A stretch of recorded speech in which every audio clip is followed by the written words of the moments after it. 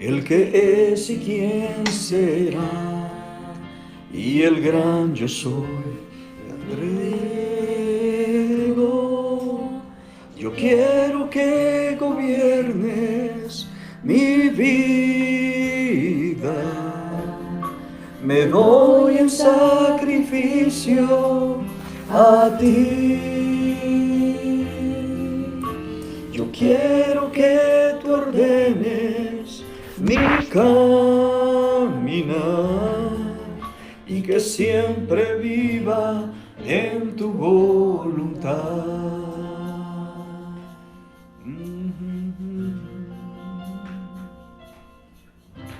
A ti, el alfa y la omega, el principio y el fin, y el gran yo soy, me rindo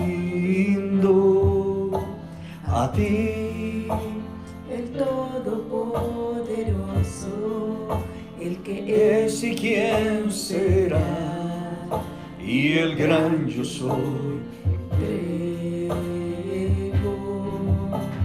yo quiero que gobiernes mi vida, me doy en sacrificio a ti. Yo quiero que tú ordenes mi caminar y que siempre viva en tu voluntad. Gracias, Señor. Gracias, Señor. Tú eres bueno y para siempre, Señor. Mi socorro has sido tú, Y en la sombra de tus alas yo me gozaré. Mi alma está pegada a ti,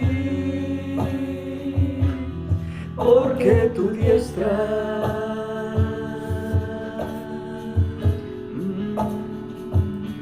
me has sostenido,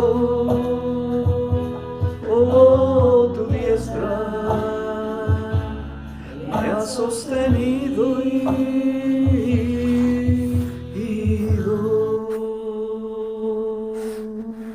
Aleluya. Amén. Bendito sea el Señor que nos da de su gracia y de su misericordia para continuar el día a día. Bienvenidos a Juntos, somos los pastores Renán y Doris Aguilar y es una bendición para nosotros poder compartir estos pequeños estudios de la palabra del Señor que tanto nos enriquecen. Así que sean todos bienvenidos y bienvenidas, confiando que la mano benéfica de Dios está sobre sus vidas en este año que comienza. Definitivamente Santiago tiene muchas cosas que decir, muchas cosas que aportar, como decimos por ahí, y sobre todo la exhortación que viene a través de la palabra sobre la manera en cómo debemos de conducirnos. No es fácil porque generalmente fácilmente perdemos los estribos o cualquier cosa sale de nuestra boca, pero el dominio propio es tan necesario.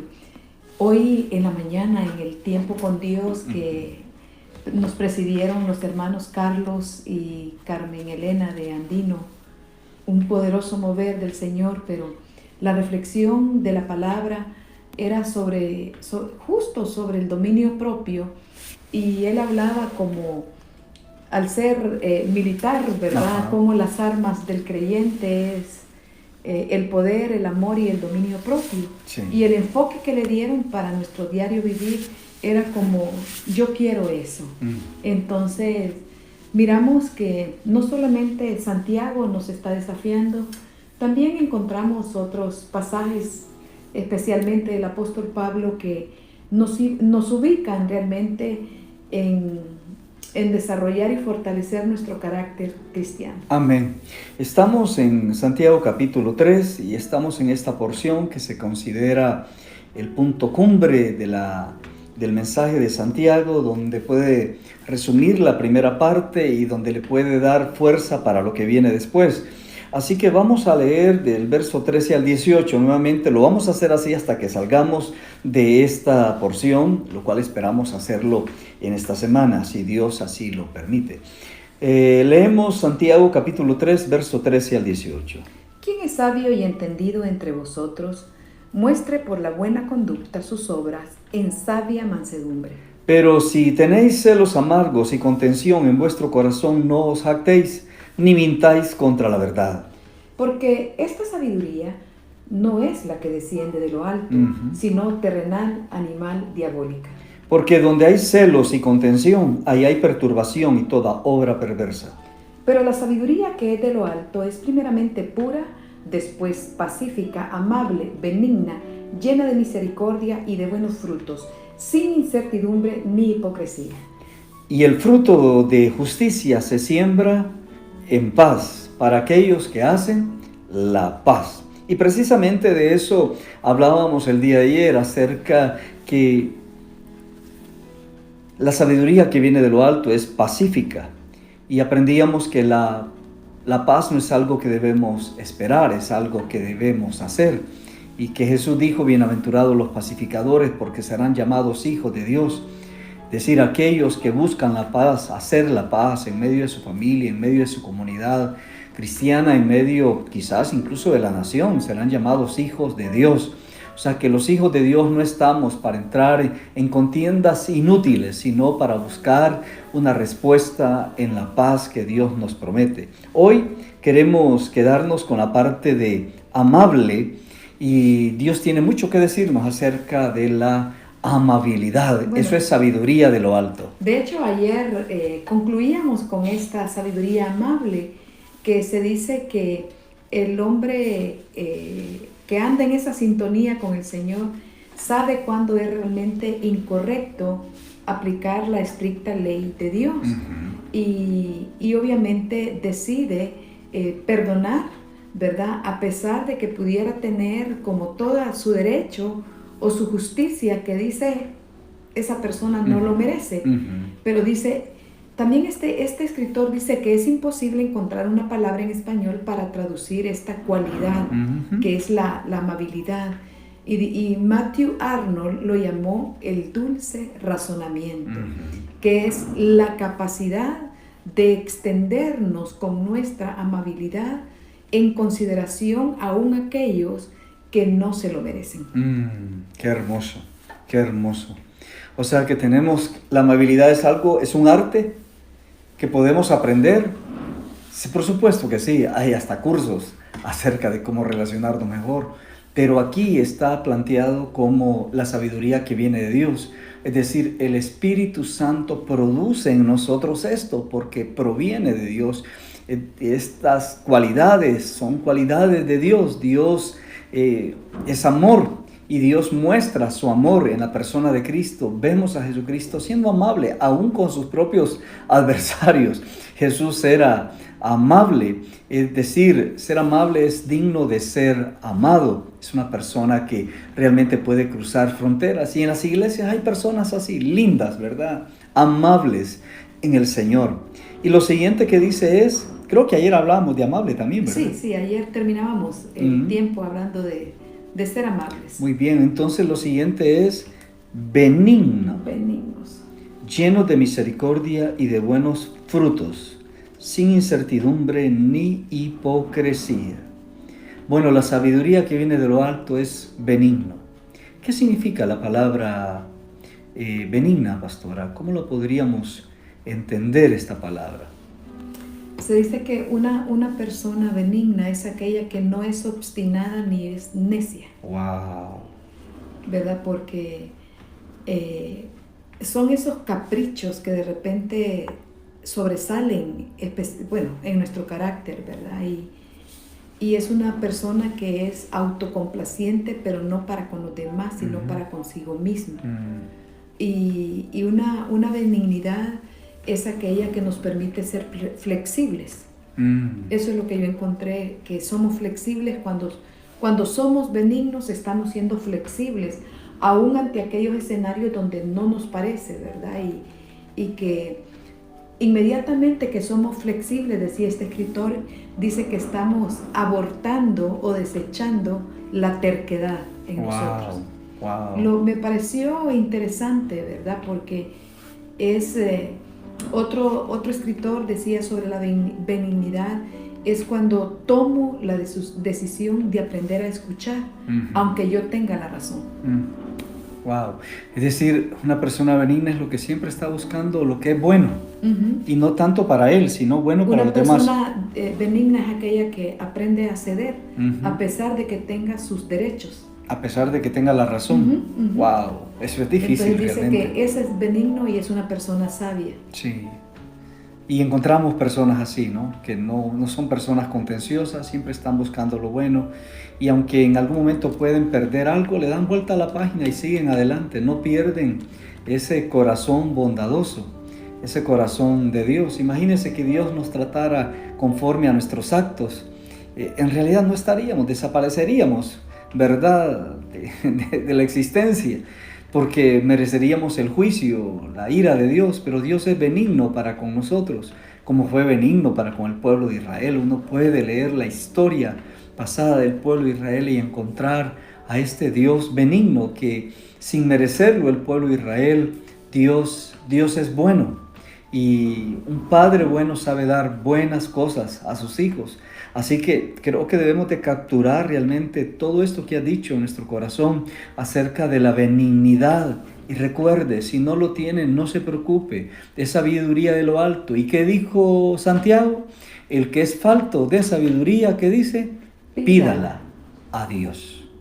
Sí, también yo estaba encontrando de que una persona benigna es muy placentero estar con ella. ¿Verdad? Porque uno no se siente como amenazado o juzgado. Y más bien, como diría el apóstol Pablo, es como que ascuas de fuego pongan sobre nuestra cabeza, que nos hace, que nos arda la cara de vergüenza, ¿verdad? Porque esa persona camina como esa mía extra, ¿verdad? Y se dice que una persona, eso a mí sí me conmovió, que una persona benigna siempre va a buscar lo bueno en otros. Y siempre va a buscar hacerlo ella, ¿verdad? Esa persona. Y va a buscar que la otra persona también sea mejor. Entonces yo dije, wow, cuánto necesito aprender yo, ¿verdad? Simplemente con esta palabra dice que son gestores del bienestar de otros. Y encontramos a un ejemplo increíble en el Nuevo Testamento. Se llama Bernabé. Bernabé, que su nombre era José, pero le cambiaron su nombre Bernabé porque significa hijo de consolación. Bernabé siempre estaba estableciendo puentes con aquellos que estaban en necesidad. Siempre estaba dispuesto a dar mucho más allá de lo esperado. Bernabé fue el que trajo a Pablo y lo presentó a los líderes de la iglesia y habló de su testimonio, habló por él. Esa es una persona benigna, es una persona... Y aún cuando Juan Marcos también... Marcos, sí. Regresó, ¿verdad? Del primer viaje misionero. Quien se quedó con él fue Bernabé. Bernabé, y aunque era su sobrino, imagínense, pero no lo desechó, y al final el mismo Pablo fue el que dijo que Marcos le era útil para el ministerio, el mismo que él había desechado. Eso significa entonces que las personas que caminan con este corazón de benigno son personas que son mentores de otros, son personas que levantan a otros, que siempre están pensando en cómo alguien pueda surgir sin necesidad de que empañe su propio liderato. De hecho, cuando uno lee el libro de los Hechos, uno encuentra primero Bernabé y Pablo, y más adelante Pablo y Bernabé. Pero no creo que esto haya afectado la vida de Bernabé. Creo que Bernabé siguió siendo ese instrumento de Dios en medio de la iglesia para poder gozarse. Cuando él llegó a Antioquía para ver lo que estaba sucediendo en la iglesia, ahí dice que él se gozó en ver la gracia de Dios derramada. Eso, como dices, o lo que encontraste, son personas que miran lo bueno. Hay personas que siempre están viendo lo malo. Por favor, yo no sé, todos, pastor, hemos tenido ovejas así, que lo primero que ven es lo malo, lo primero que no está, lo que no sirve o lo que no se hizo bien. Qué tristeza realmente es ir por la vida buscando siempre lo malo, en lugar de afirmar también lo bueno, las buenas cosas que Dios está haciendo en la vida de otros. También estaba recordando ahorita que el proverbio dice que el ojo misericordioso es bendito y el que saciare, él también será saciado. Siempre descubro que la persona benigna tiene ese ojo de misericordia. Sí, y en efecto, creo que va unido porque dice llena de misericordia. Que es la siguiente cualidad. Llena de misericordia. La misericordia, amados hermanos, la aprendemos de Dios, pues, porque realmente Dios es misericordioso. Aún con el género humano, mostrar su misericordia enviando a su Hijo, eso es misericordia en esencia pura. Y la misericordia tiene varios rostros que nosotros podemos apreciar en las Escrituras. Sí, yo estaba pensando también ahorita, el proverbio que dice que con misericordia y con verdad se corrige el pecado. Así es. Entonces, mire que los dos elementos son necesarios, la misericordia y la verdad. Santiago, con mucha misericordia, está exponiendo la necesidad de estas cualidades en nuestras vidas. La verdad es. Pero también con la verdad, porque en los capítulos anteriores miramos que había mucha insensatez en el hablar, mucha imprudencia, y en la mucha palabra, pues ahí está presente el pecado, ¿verdad? Entonces, como estos dos elementos de la misericordia, que es extendida, pero es que hay algunos que quieren la misericordia solo para ellos mismos, pero no la quieren dar a otros. Pues que es lindo que te traten con misericordia cuando te has equivocado en la vida, has cometido algunos errores. Eso es hermoso que te traten con misericordia. De hecho, en eso somos bien rígidos. Está la parábola de aquello de los dos deudores, ¿verdad? Los dos deudores, uno le debía una cantidad imposible de pagar. Y de hecho era un mentiroso porque le decía, dame chance, te lo voy a pagar. Pero vino su amo y le perdonó toda la deuda. Pero inmediatamente le perdonó, salió de la casa de su amo y se encontró a uno que le debía unos cuantos denarios, unas cuantas monedas, y lo ahogaba y lo fastidiaba.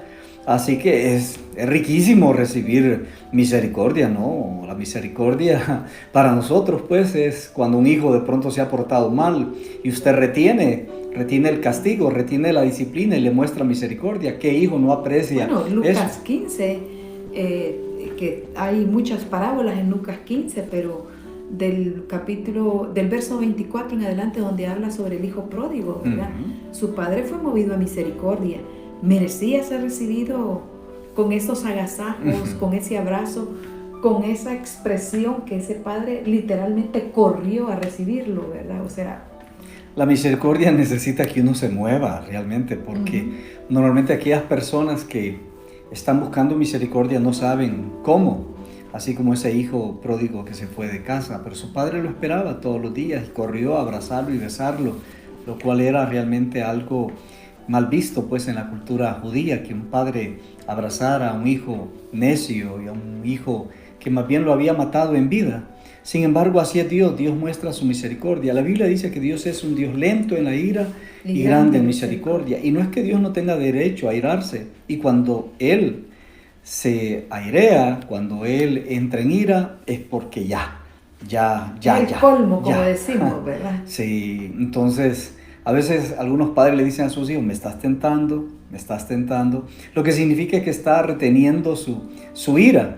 Pero nosotros necesitamos ser movidos a misericordia. ¿Cuántos hermanos en la fe no han cometido errores en la vida cristiana?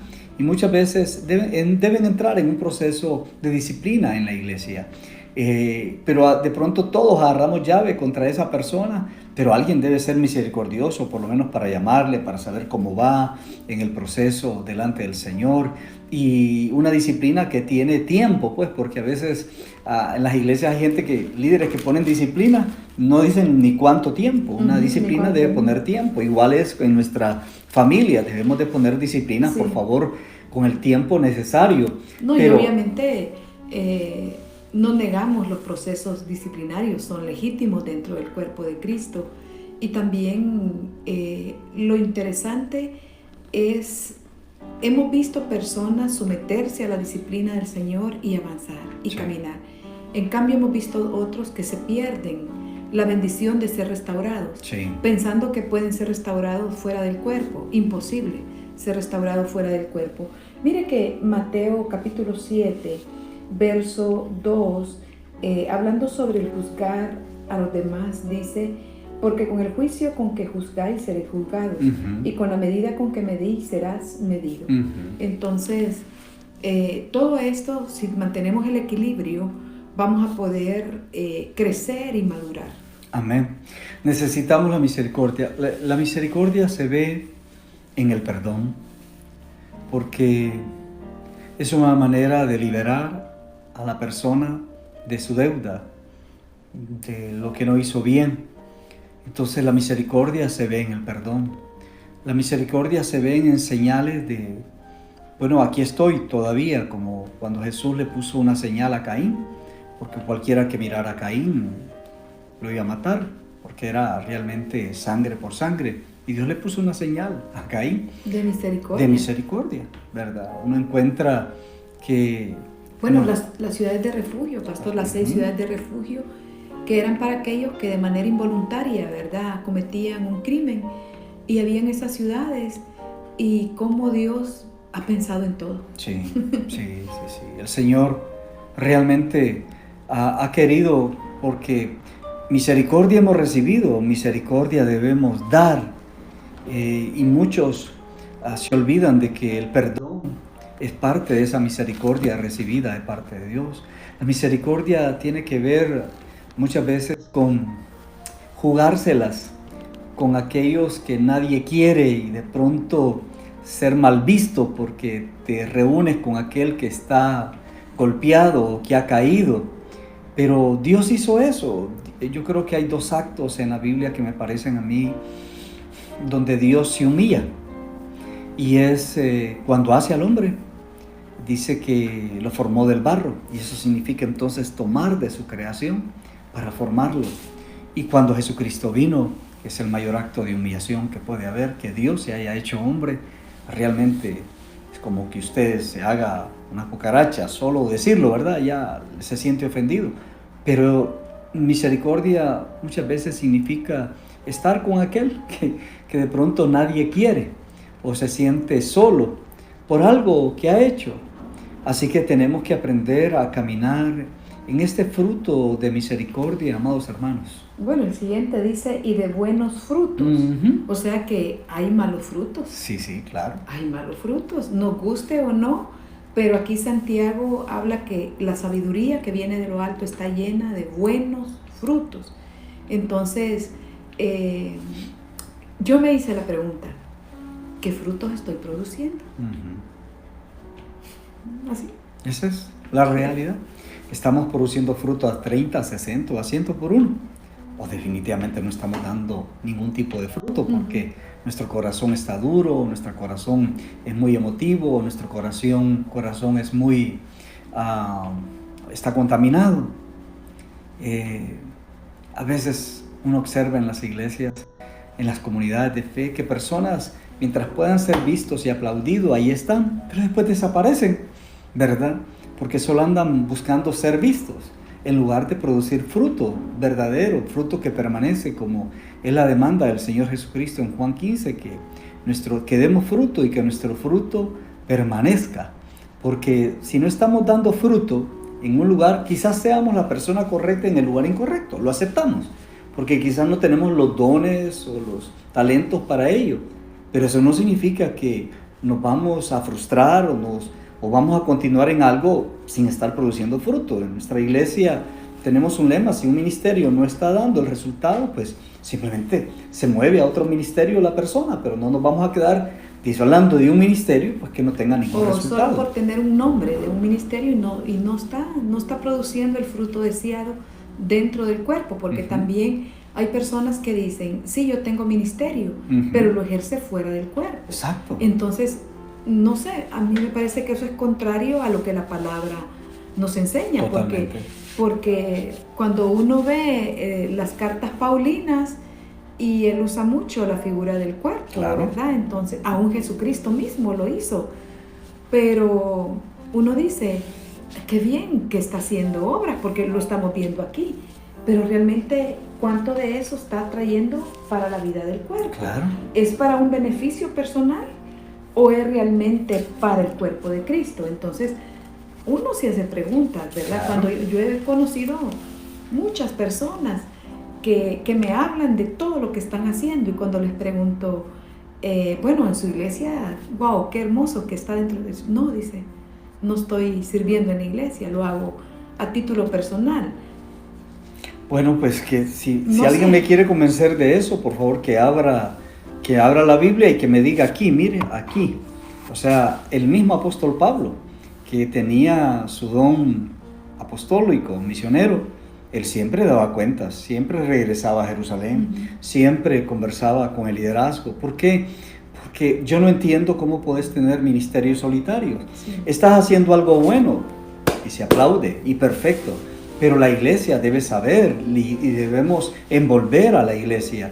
O sea, todos somos llamados al ministerio, quizás no todos somos llamados al liderazgo, pero todos somos llamados al ministerio. Entonces necesitamos incluir a otras personas en esa visión del ministerio. Pero cuando tú haces un ministerio para ti y tú haces un ministerio para promover tu persona, quizás al final, pues quizás debes de comenzar una iglesia de nuevo tú y comenzar un proyecto de iglesia, porque nosotros entendemos que la modalidad bíblica es que habían ministerios para eclesiásticos, ¿verdad? Significa que estaban alrededor de la vida de la iglesia, pero nada puede sustituir la vida de la iglesia. Nosotros en la iglesia tenemos un lema, también es, si tú quieres servir, debes ser parte de un grupo de pastoreo. ¿Por qué? Porque necesitas aprender a tener comunión, necesitas de otras personas, no solo andar ejerciendo tu ministerio ahí como tú quieres. Pero volviendo, creo que Dios nos está diciendo para este año 2022 que es año de dar frutos para el Señor, que esos frutos puedan ser cuantificados, calificados y que sean buenos frutos. El árbol bueno, dice Jesús, da buenos frutos. Así que en Mateo capítulo 11, 19, para ir concluyendo, dice Jesús al final, la sabiduría es justificada por sus hijos. Es decir, es justificada por sus obras, por sus hechos. Es decir, los hijos de Dios justificamos la sabiduría que viene de lo alto. ¿Cómo? A través de dar buenos frutos. El árbol, dijo Jesús también, es conocido por su fruto. Bueno, nos quedamos aquí por el día de hoy y continuamos mañana viernes. Vamos a orar. Señor, solo te pedimos que nos mantengas sensibles a tu voz para este año. Queramos dar fruto y fruto que permanece. Sí, Señor. Queremos aprender lo que significa misericordia, dando misericordia, perdonando, Señor. Queremos aprender lo que significa, Señor, benignidad. Quizás algunos no nacieron con ese don, pero es un deber cristiano ser buenos como Dios es bueno. Gracias, Señor, por tu palabra en este día y bendecimos la vida de nuestros hermanos en el nombre de Cristo. Amén y amén. Y amén. Bueno, no olvide que hoy a las 2 de la tarde tenemos nuestra jornada de fuego intercesor para sobrellevar los unos las cargas de los otros. Escríbanos sus necesidades porque ese es el propósito de conectarnos a las 2 de la tarde en un acompañamiento para que la fortaleza del Espíritu Santo la podamos percibir dentro del cuerpo, dentro de las necesidades que tenemos. Podemos clamar, Abba Padre. Amén. Bueno, que Dios les bendiga. Somos la casa del Padre. Una familia para ti.